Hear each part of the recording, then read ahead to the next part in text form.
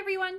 My name is Grace Wheeler. I work in Nova's Prevention and Education Department, and I'm going to be answering our first question in the Making Prevention Practical series. So we had a participant that wrote in and asked, I want to talk to my child about child sexual abuse, but I don't know how to do that without scaring them. That's a really great question.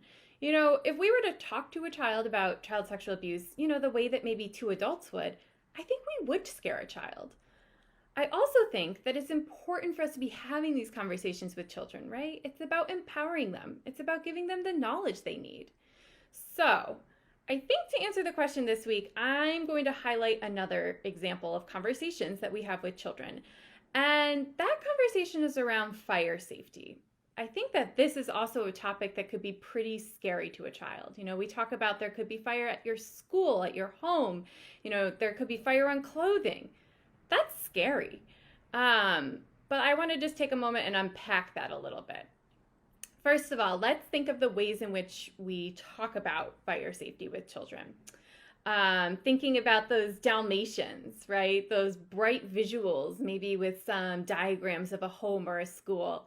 You might think of children with their little plastic firefighter hats or getting to take a tour of a fire truck.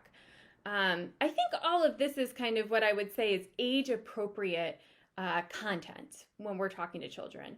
We're using that language that's age-appropriate. We're using those visuals that are age-appropriate, right? The other thing I think that's important to highlight in the fire safety conversation is the emphasis on safety tools.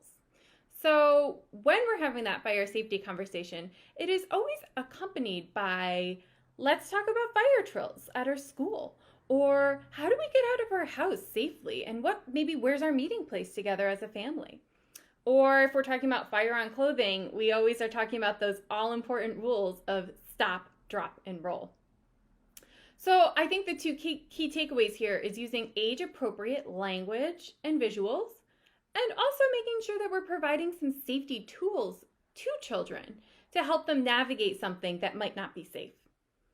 So I think we can take that and apply that to conversations around child sexual abuse as well, right? What does age-appropriate language look like? How do we then take that language and give children the tools that they might need to navigate a situation where they don't feel safe? It's a big topic, but I had a place for you all to start if you were interested. You can check out the link below, which is a YouTube video to a book reading from a colleague of mine at Nova. She's reading a book called Know, Go, Tell.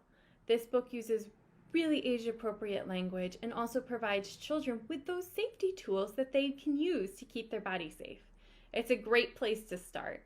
And I hope that I answered your question today. And we look forward to seeing more of these questions in our series coming forward. Thanks, everyone.